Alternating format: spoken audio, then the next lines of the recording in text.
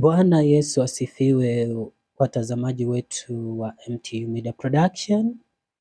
Ninawakaribisha katika video ya siku ya leo ambapo tunaangazia changamoto ama uhalisia wa maisha.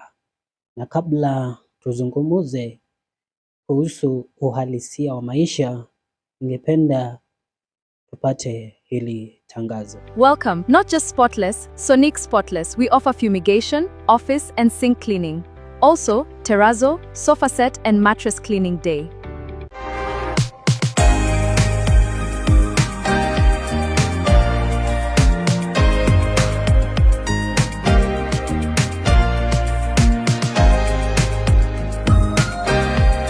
Karibuni tena, kwa majina ni Meshak Brian na tulikuwa tunazungumza kuhusu uhalisia wa maisha.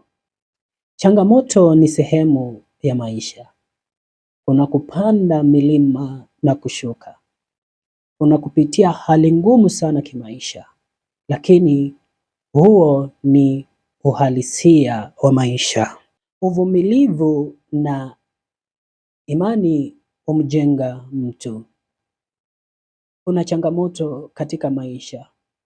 Inahitaji mtu mvumilivu kufika mbali.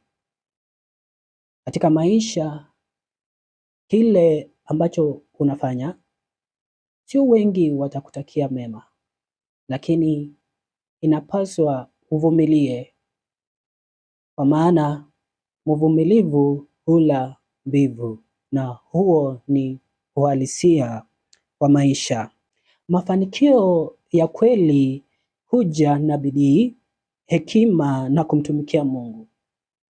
Chochote ambacho unakipanga katika maisha yako, kumbuka, bila Mungu huwezi. Ni Mungu atakayekupa hekima, si marafiki zako, si wazazi wako, si mke wako, si mume wako wala watoto wako. Ni Mungu peke yake atakusaidia.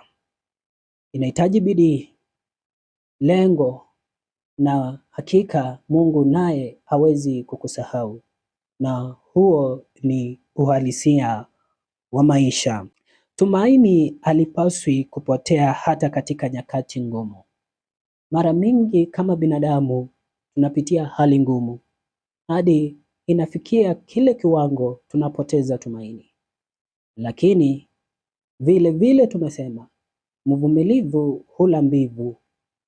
Tunapaswa kuwa wenye nguvu na kujikaza, kwa maana Mungu mwenyewe anajua yale ambayo tunapitia, na huo ni uhalisia wa maisha.